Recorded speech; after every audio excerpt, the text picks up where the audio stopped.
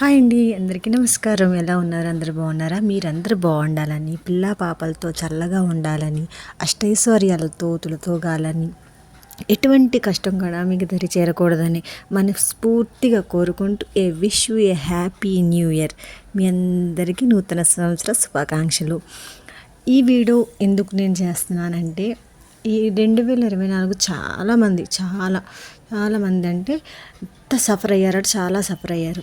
ఇక మీదట ఇప్పుడు వచ్చే 2025 సంవత్సరంలో మీరందరూ బాగుండాలని, మీరు అనుకున్న పనులన్నీ జరగాలని మనస్ఫూర్తిగా కోరుకుంటూ ఈ వీడియో చేస్తున్నానండి.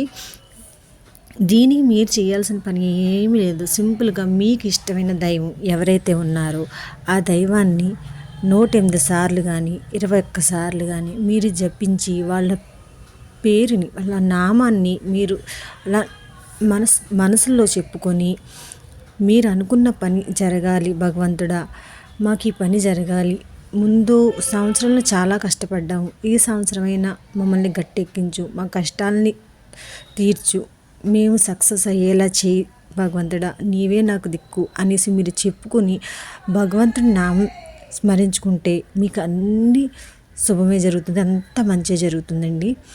ఈ యొక్క పని చేయండి. ఏం పెద్ద పరిహారాలు అయ్యి ఏమి చేయాల్సిన లేదు. మీ మనసులో ఉన్న దేవుణ్ణి తలుచుకోండి, 108 సార్లు జపం చేసుకోండి, లేదా రాసుకోండి, ఒక బుక్లో రాసుకోండి.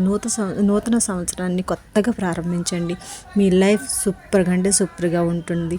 ఏదైనా తప్పుగా మాట్లాడుంటే నన్ను క్షమించండి. మీ అందరి మంచి కోరే నేను చెప్తున్నాను.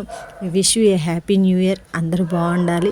God bless you. మీరందరూ చల్లగా ఉండాలని మనస్ఫూర్తిగా కోరుకుంటున్నాను.